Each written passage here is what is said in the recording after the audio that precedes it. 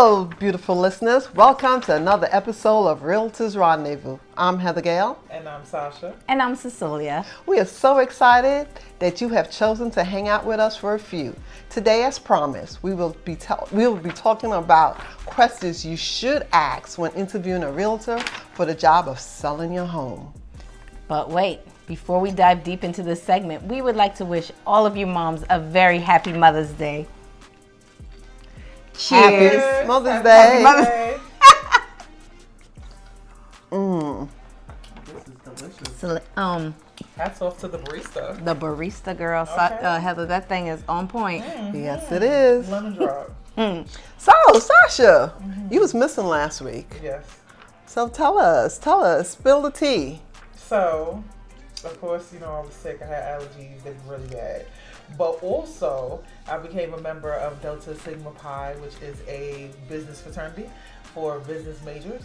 And so I basically was adopted into a new family of business people. Whoop, whoop, whoop, whoop, whoop. Go, Sasha! Thank you.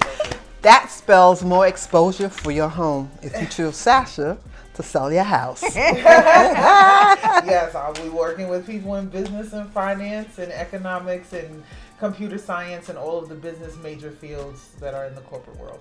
I'm so proud of you, Sasha. We are. Thank you. Okay, our beautiful listeners. Now, you're ready to hire that agent, right? Or that realtor to sell your home. We're here to go over some of the questions you should be asking, right?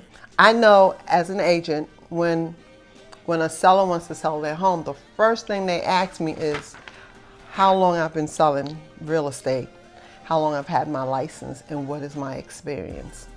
Sasha, have you gotten those questions? I have. When I first started, I was a new agent, and so I hadn't sold any traditional homes, but I came from a manufactured home community of sales and property management, so I leveraged that information, and I leveraged my brokerage and stated that, I work with the best brokerage. We have sold XYZ amount of homes this year, and pretty much assuring them that they're in good hands due to the brokerage I'm with. Cecilia, you're feeling you. Oh, absolutely. Definitely leverage my brokerage because they are the backbone for what I'm doing right now. It's all about partnerships, and we have partnerships with so many different vendors. But with our brokerage with Century 21 Connect, to one of the top tier brokerages in the state of Georgia, I get a lot of help and a lot of support. For me, when I got into real estate, I didn't have a background in sales. I knew nothing about sales. So as Sasha and Cecilia have said, the brokerage that I aligned myself with was very important. So a lot of times sellers tend to concentrate a lot on how much time this particular agent has. Remember, you're hiring the broker or the brokerage, not just the agent. So every agent in that brokerage is actually selling your home. That's right. So it's also, I know you do your due diligence on looking up the agent that you hire, but it's also good to actually look up the brokerage also, because you could have an agent that's been working for 20 years, right, and have sold a lot of homes, but they're on their way out and they went to a brokerage that's not really moving, right? The brokerage we work for is #1 in the state of Georgia, so let's not forget Century 21 Connect Realty in Roswell, Georgia. Another question that I get asked is about references. Right? And I'm gonna kind of pivot to Cecilia, because Cecilia is very new in the business. So Cecilia, references, how do you handle that? Well, being a new agent and not having sold or purchased any homes for anyone, but the clients I work with, they have, because I'm with them and I listen to them and they know that I know what they're looking for. They definitely have given me great testimonials, great references, just as far as what I've done thus far. Okay. So I leverage that. And you definitely want to be an agent that a client that you can hear and listen to what a client says, and you know what they're looking for, because they realize and recognize that you are there for them and that they're important to you. Sasha? I use my testimonials. They're on my website. They are on my LinkedIn profile. I put them in my buyer's packet as well as my seller's packet. And so I definitely, and I have a Google profile page, so I definitely ask for testimonials. I don't have a whole bunch, but I do have some. But our office has a lot of agents who also has testimonials, so I leverage our office testimonials as well to show that we come from a brokerage that has very competent, successful, professional realtors that exude excellence. Okay, so I gather you see there's a pattern, right? It's not only the agent you're hiring, and I'm going to reiterate, it's the brokerage you're hiring. So when you're doing your due diligence, you're not only researching that agent, right, that you might or thinking of hiring, you're also researching the brokerage and the other agents within that brokerage, right? Another question that sellers I know ask right off the bat, right? They'll call, they'll tell me something about, 3 houses sold in my community on my block, and I'm thinking about selling my house, and my neighbor's house, who looks like mine, who have the same floor plan, they got like X, Y, and Z for it, so I know I could get the same thing. Could you, this is what I want you to sell my house for this, or how much do you think my house is sold, right? And I'm sure you have gotten those questions, and I'll pivot to Sasha. So I'm very straight up. I'm the honest realtor. I'll just tell you straight up, your house is going to sell for what someone's willing to pay for it, and I'll be happy to come up with something that's negotiable.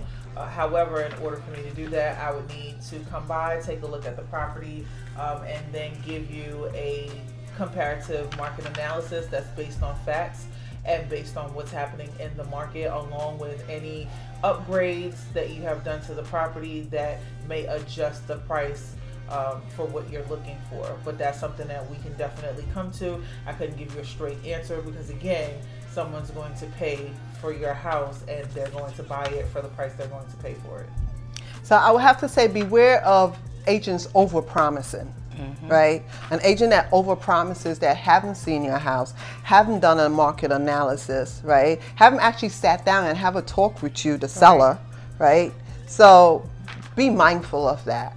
I mean, I could tell you, I could sell your house for $800,000, right? Just to get the listing, and then your house sits on the market. So again, it's important to have that agent that's going to communicate with you, right? Another thing that I know a lot of sellers want to know is how would you handle negotiations, right? Because at the end of the day, you put your house on the market and you get 10 offers, right? That's a question that a lot of times I know my sellers have asked me. What about you, Sasha? So the negotiation piece depends on the seller and what is most important to them. And so in our process, when I find out what's more important to them, do they need time to stay in the property after it's sold? Do they need to move immediately? Do they need to close? Are they relocating? These all play a factor in how to negotiate, because offers can come in that could be the highest offer but may not align with what's most important to my client. Or offers could come in where they're willing to be negotiable, but the price is not satisfactory to my client. So it really just depends on what's most important to the client. I communicate that with the buyer's agent and try to figure out where we can come to a compromise that makes my client happy with the result. Okay. Let's talk about marketing the home, right? Marketing strategies, right? As a seller, you should be very concerned how that agent is going to market your home, right? Here in Georgia, we have the multiple listing, right? The first multiple listing and the Georgia multiple listing, right? And most agents, they'll either put your home in Georgia multiple listing, right, and not put it in the first multiple listing, right? And I know as the seller, you go and you look at Redfin, you look at Zillow, and you see your house, it's being advertised there, right? Those are third party, right? So what they do when the agent puts in the information of your home, they go in and take those information out, right? So you should be concerned though about how are you as an agent gonna market my home, right? What do you do to market a seller's home? And I know you're new, so I know I'm like pivoting a lot of the questions to Sasha. It's okay. It's not that I'm ignoring you. Sasha, how do you deal with marketing? So I have a 21-point marketing strategy system that I bring to my presentation. Not only will we put your home in the FMLS as well as the Georgia MLS, I host open houses, I create flyers, I take those flyers, print them out, I pass them out at local businesses, shopping areas near the home. I also put it on a website. It gets its own website with the home address on it. I create a video, I put it on YouTube. I make sure it has professional photos. I do a lot when it comes to marketing. I also make sure that everyone in our office knows that the home is available and ask them to come by, do a broker's open where we have just agents come by who may have a buyer in mind. I also like to do Choose Your Neighbor. And with Choose Your Neighbor, I go to your neighbors and knock on their doors and give them the flyer for your open house and say, hey, do you happen to know somebody or have a friend or a relative that wants to live in this neighborhood near you that you'd like to be close with? Because we have a home that's about to come available. And so those are some of the ways that I market. But I have a full 21-point system of everything I do from week 1 to week 4 of selling your home to help you to market that property. Okay. Also, like I mentioned earlier about the brokerage, right? With the brokerage that agent is aligned with, Century 21. Century 21 is worldwide, right? My last listing, the buyer came from California, right? And that house sold within 4 hours of going on the market. So it depends on how you as a seller, how soon you want to move, how soon you want your house sold, right? That agent should be able to not only advertise your house nationally, but internationally also, right? So those are one of the main questions is marketing, because the more exposure your house have, the more buyers. Yep.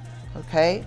Another question that I get asked a lot is, how do you handle challenges and obstacles that arise during the selling process?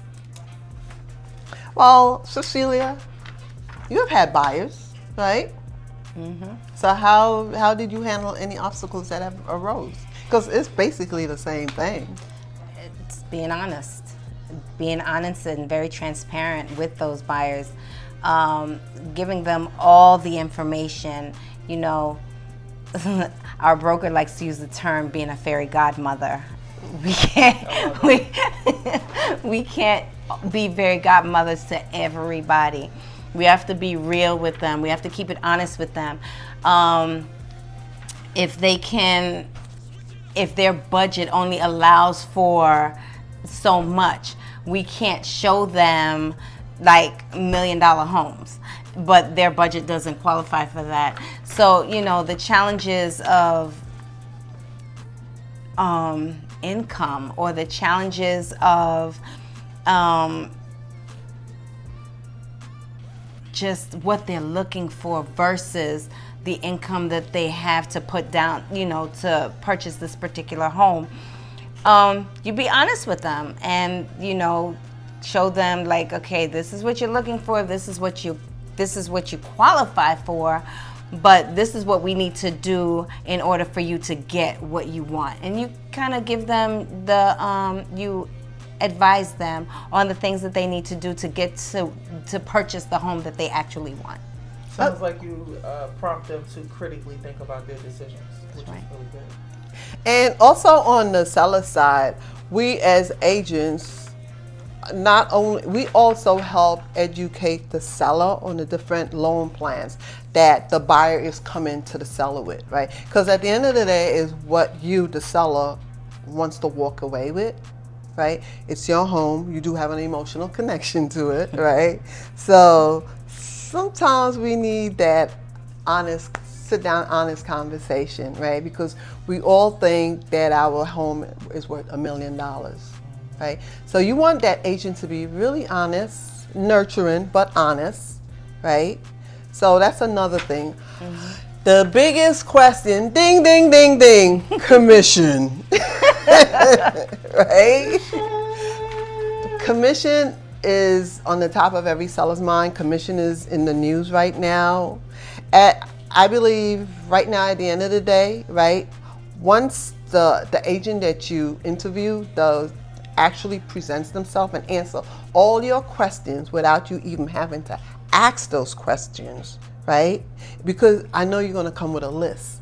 But if that agent knocks on your door, right, comes into your home, sit down and have a conversation with you, and at the end of that conversation, that agent has answered every question you could possibly have without you actually asking those questions, I think you might have found yourself the right agent. And that commission question or that commission discussion would not be awkward, right? Sasha, you want to add anything?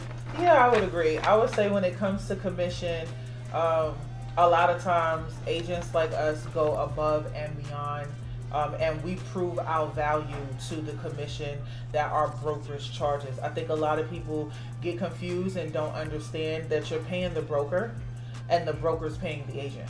But either way, whatever the case may be, we prove our value and our worth for every dollar and cent that we earn. And a lot of times, because we go above and beyond, like I'm a roll up your sleeves type of agent. If you need to move quickly and I don't feel you're moving fast enough, I'll come with boxes, roll up my sleeves with my sweatpants on, and say, what do we need to pack and get you out this house? You know, That's I'm that right. kind of agent. And so, again, we earn our commission. We go above and beyond for our commission. So I feel like when you see that you have someone that is willing to go the extra mile, like Heather Gale said, it's not an awkward conversation because you're compensating somebody to take the pressure off of you. You're compensating someone to make sure that you can sleep at night and you don't have to go to work and sell your home as another job. Someone else is doing that service for you. They're taking off the stress, they're taking on the frustration, and they're allowing you to just do what you need to do to go ahead and move to the next process of your life. That's right. I say we earn our commission. That's right. Okay, so my suggestion is, you're ready to list your house, right? Write down a list of questions that you really want to ask that agent, right? The things that you need to know to get you from point A to point B, right? Or point Z. Right. Right? Through the process. Through the process, right? You're looking for an agent that's going to help you maneuver the minefield of selling your home because it is stressful, right? Someone that's going to listen to you, someone that's going to be honest, right? And you know what? Happy hunting for that agent. So join us again for our next episode of Realtors Rendezvous. I'm Heather. I'm Cecilia. And I'm Sasha. And remember, keeping it real, keeping keeping it fabulous, and keep those real estate questions rolling in.